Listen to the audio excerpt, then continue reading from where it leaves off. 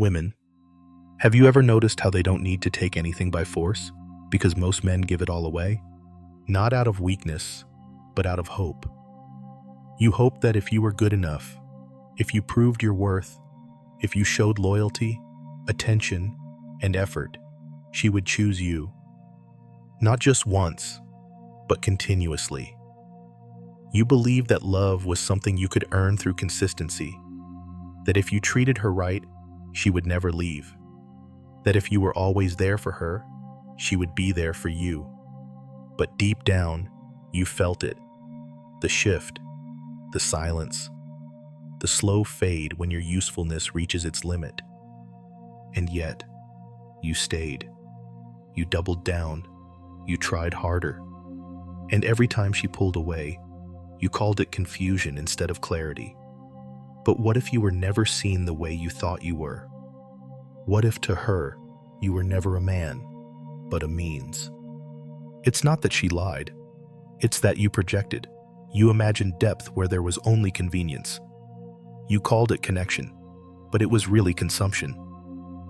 She didn't have to demand anything. You offered it before she even asked. Not because she tricked you, but because no one ever taught you what it really means to own your value. You thought being good was enough. You thought loyalty was rare. You thought being available made you strong. But in the world you're living in now, none of those things guarantee anything, except that you'll be easy to use and quick to forget. So you wonder why it keeps happening, why it always ends the same way, why you feel like you gave everything and got nothing real in return. And now, you're here, not for advice, but for truth. You don't need better tactics. You need to understand power. Let's begin. Love, for most men, is offered with the expectation that it will be returned in kind. You give loyalty and expect loyalty. You give presence and expect affection. You stay consistent, available, reliable, thinking that love, like effort, will naturally multiply. But this belief, deeply planted and rarely questioned, is the first trap. Because not everyone sees love as you do. Not everyone returns what they receive. You believe that showing up earns permanence, that vulnerability invites safety, that if you pour yourself into someone, they will hold you with care.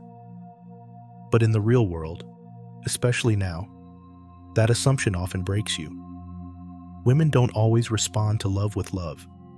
Sometimes they respond with evaluation, with calculation, with indifference, not because they are cruel, but because love, to them, is often experienced through what it does for them, not what it costs you. You think she'll stay because you were there through her worst moments. You think she'll choose you because you understood her. You think your loyalty will be remembered. But when value is perceived through gain and not sacrifice, your consistency becomes expected, not respected. This is where most men fall into silence. Not because they have nothing left to say, but because they realize no one was really listening. The relationship was never equal. It only felt that way when you were being used. True reciprocity doesn't come from effort. It comes from awareness, from seeing things clearly, not romantically, from understanding that what feels mutual can often be a performance designed to keep you invested. She doesn't owe you depth just because you offered yours. You owe yourself the clarity to recognize the difference. Until then, what you call love may simply be labor, and what you think is connection may just be convenience. From the earliest stages of your life, you were conditioned to believe that your worth was tied to your utility. You were praised when you achieved, when you provided, when you stayed quiet and did what was expected. No one asked how you felt. They asked what you could do. Over time, that became your identity. You learned to equate love with responsibility, approval with performance. You were not seen for who you were, but for how well you fulfilled a role. So you kept showing up. You handled problems. You paid the bill. You stayed calm when everything inside you was breaking. You thought this made you valuable. You thought this made you strong. but what it made you was available for anyone who needed something, especially women who were searching for comfort, stability, or attention. They didn't need to give you anything in return. They just needed to need you. That was enough to keep you there. You were not loved. You were accessed. And because no one ever taught you how to separate self-worth from sacrifice, you stayed in situations that diminished you. You called it love. You called it loyalty. But it was self-abandonment in disguise. A man who believes his value lies in what he offers will never question when he is being taken from. He will call exploitation a challenge. He will call emotional exhaustion a test of character. He will try harder, give more, and lose himself in the process. You were not taught to lead yourself. You were trained to serve quietly, to carry burdens, to fix what others broke. But no one ever told you this truth. Usefulness is not the same as being valued. And until you learn the difference, you will continue to give everything except your own freedom. Most men do not realize how much of their identity is built on being chosen. You grow up believing that if a woman desires you, it confirms something about your worth. Her attention becomes proof that you are enough, and her affection becomes a mirror you keep looking into to see if you still matter. Over time, you stop seeking connection and start chasing confirmation. Not because you are shallow, but because somewhere along the line, love became your only source of reflection. You begin to measure your confidence by how she looks at you. You measure your masculinity by how much she needs you.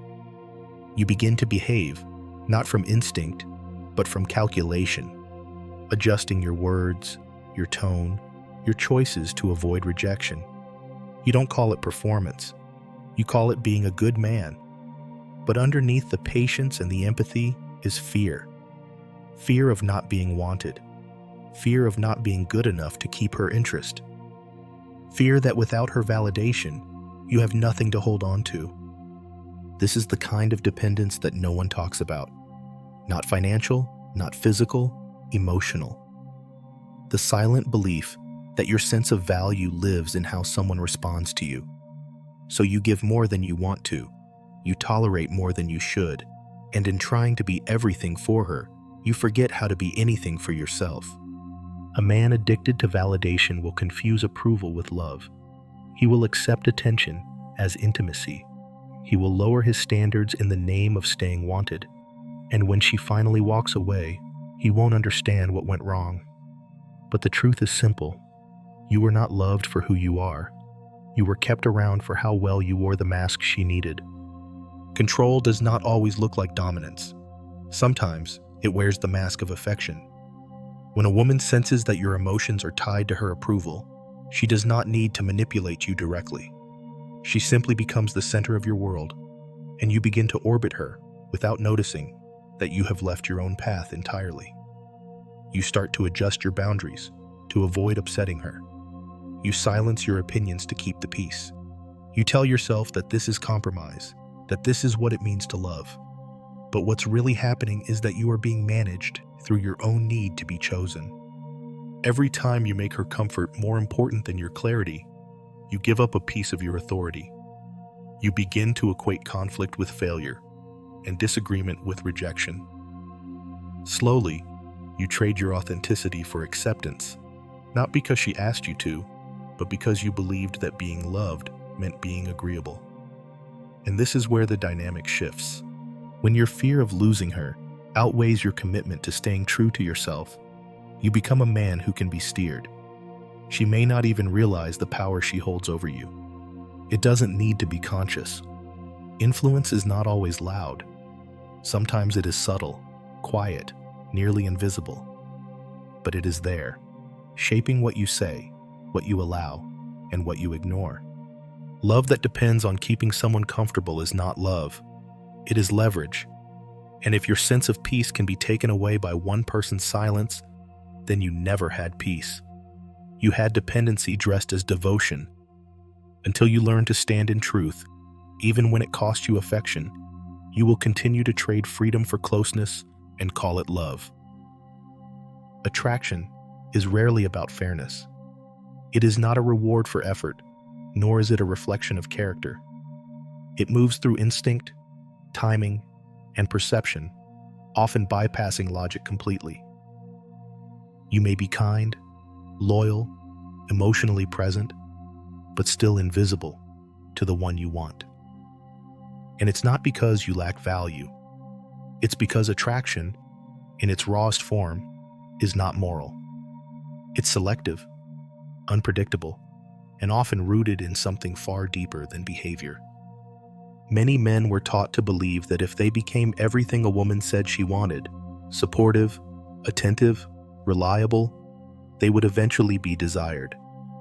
But attraction does not follow the rules of emotional labor. A woman might appreciate what you do, might even praise who you are, but that does not mean she feels pulled toward you.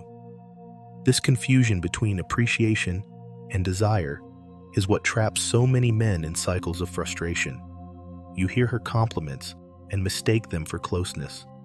You see her smile and assume you are making progress, but you are not moving forward. You are being tolerated in a role you do not see. Women are drawn to energy, to presence, to the man who knows who he is without asking for reassurance. This is not arrogance. It is clarity, and it cannot be faked.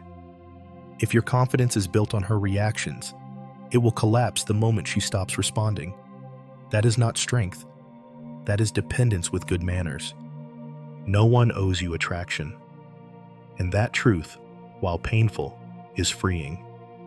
Because once you accept it, you stop trying to earn desire through effort. You stop molding yourself to fit expectations. You begin to live from a place that no longer waits to be picked.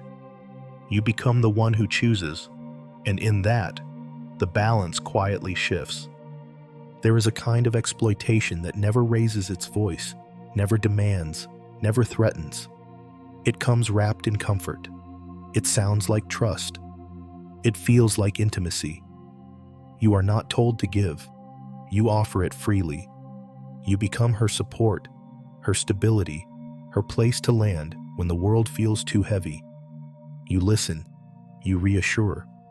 You stay up late, helping her make sense of someone else's chaos. And even when part of you feels used, you keep showing up because it feels like you're needed. Over time, what began as connection turns into quiet servitude. You become the emotional sponge she leans on when it suits her. She tells you everything, except what you most want to hear. You become safe, dependable, non-threatening, everything but desired. And still, you convince yourself this is just a phase. You believe that loyalty will be noticed. You think patience will be rewarded. You tell yourself that one day, she'll see the difference between who left and who stayed. But deep down, you already know. You feel it in the silence that follows your kindness, in the way your presence is expected, but never deeply appreciated. In the subtle way, your needs begin to shrink while hers take up more space. This is not a mutual bond. It is a quiet transaction, and the longer you stay, the more invisible you become. Being emotionally available is not the problem. Being emotionally disposable is.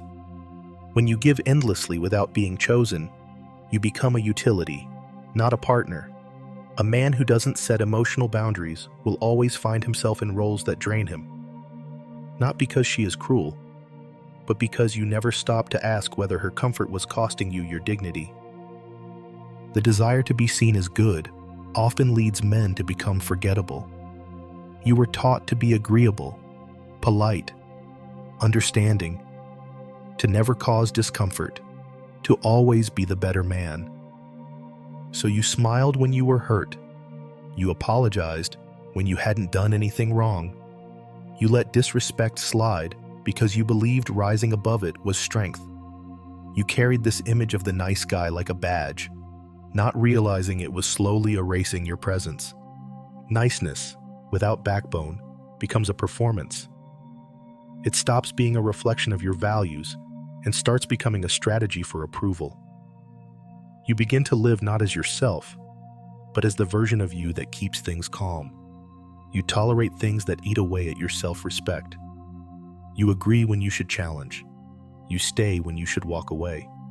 And all the while, you tell yourself you're doing the right thing. But there is nothing noble about betraying yourself to be liked. There is nothing strong about being easy to manipulate. If your kindness depends on being accepted, it's not kindness, it's fear. And fear, once noticed, invites disrespect. You think you're building trust, but what you're really showing is that your boundaries can be negotiated. Real presence isn't built through being harmless. It comes through being rooted in who you are, even when it costs you connection. A man who is truly grounded will not seek to prove his decency. He will embody it without needing to be thanked for it. You don't need to be cruel. You don't need to be cold. But you do need to stop mistaking your silence for peace. Because if your identity depends on pleasing others, you will always be molding yourself to be wanted and never learning who you actually are. Patterns do not repeat themselves by accident. They return because something in you allows them to. Every time you say yes when you mean no, every time you let something slide just to keep someone close, you reinforce the very dynamic that leaves you feeling used. Not all weakness is loud. Most of it is hidden beneath good intentions and silent hopes. You don't fight back, not because you're peaceful, but because you're afraid that drawing a line will make her leave. You think patience is the solution, so you endure more. You convince yourself that understanding will change her, that your consistency will inspire her to love you differently. But that is not leadership. That is quiet desperation dressed as devotion. You're not staying for love. You're staying in the hope that your suffering will one day be recognized as loyalty. And it never is. What you allow becomes the blueprint for how others treat you. She may not consciously mean to use you, but if you never show her where your limit is, why would she stop? You are not showing strength by absorbing everything. You are showing fear by refusing to risk discomfort. And that fear becomes the signal that she cannot respect you, no matter how much she may care. Men who have not yet found their voice will always feel powerless in relationships. Not because they are inherently weak, but because they confuse endurance with worth. You are not being tested. You are being conditioned by your own silence. Change begins when you stop protecting the dynamic that keeps breaking you. You don't need to yell. You don't need to punish. You just need to stop pretending that what hurts you is okay. Because the longer you tolerate it, the more permanent it becomes. Splitting yourself in half is not a long-term strategy. You cannot keep showing one version of yourself to be accepted while silencing the parts of you that carry your truth. So many men live this divide, confident on the surface, uncertain underneath. They build themselves around what they believe a woman wants to see, shaping their words, their behavior, even their ambitions, around someone else's perception. In doing so, they lose touch with their center. They forget how to move without looking for a reaction. The need to be understood becomes a trap. You try to explain yourself to someone who only hears what fits her narrative. You try to make her see your depth, your intention, your quiet battles. But she only sees the version of you that serves her comfort. The longer you play this role, the more distant you become from yourself. You start to forget what you truly want. You confuse peace with absence of conflict, and love with the absence of loneliness. Integration is not about becoming harder. It is about becoming whole. It means letting every part of yourself come to the surface, even the ones you were taught to hide. Your anger, your fear, your boundaries, your desire to be more than just a caretaker. A man who is fully integrated no longer performs. He no longer seeks permission to be himself. When you reclaim the parts of you that were cut off to fit someone else's expectations, you become something very difficult to manipulate. Clear. And clarity is threatening to those who only knew how to deal with your silence. You do not owe anyone the version of you that kept you small. The only way forward is to stop negotiating with the pieces of yourself you were never meant to abandon. The man who seeks control over others is usually the one who has the least control over himself. He reacts instead of responding. He overthinks instead of observing.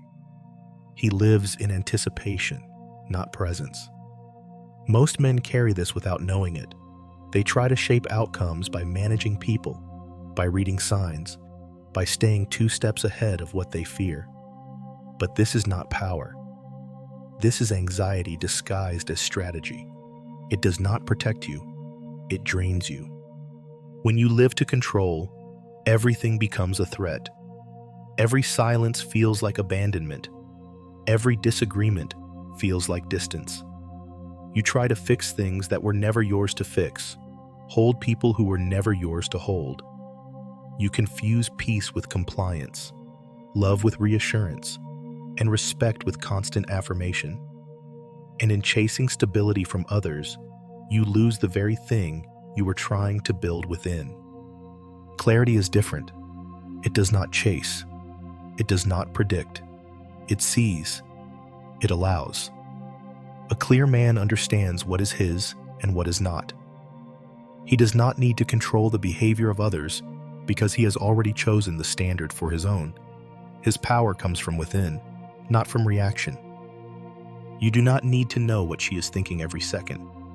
You do not need to protect yourself from every possible outcome. When you are clear, you stop interpreting everything as a test. You stop seeking signs and start seeing patterns. You stop overextending in the name of being good and start standing in what is real. Control is fragile. It breaks under pressure. But clarity remains, even when everything around you shifts. And in that stillness, you stop being someone who reacts and become someone who decides. Walking away is not weakness. It is not failure. It is not proof that you are not enough. Sometimes it is the first moment you stop negotiating with your own reflection. A man who leaves behind the dynamic that drained him does not do so out of anger. He does so because he has finally stopped trying to convince someone else to see what he already knows. He sees that no explanation will change the way he was reduced. No apology will rewrite the pattern, and no more effort will balance what was never mutual. You do not need to burn everything down to prove your worth. You do not need to harden into someone unrecognizable just to make a point. The man who truly sees what happened doesn't need to be bitter. He just no longer participates. He no longer trades his time for breadcrumbs. He no longer makes excuses for being neglected. And most of all, he no longer sacrifices himself in the name of love. There comes a moment when your silence is no longer about fear, but certainty. When you no longer look back hoping to be chased. When you stop checking her page to see if she finally noticed what she lost. That is not detachment. That is freedom. And it doesn't come from winning. It comes from no longer needing the game to begin with. This is the point where your energy returns, where your thoughts become lighter, where your future starts to breathe again. You are not lost. You were buried, and now you are standing up without asking for permission. Not to prove anything, not to get her attention, just because it's time. Are you finally ready to stop begging to be seen?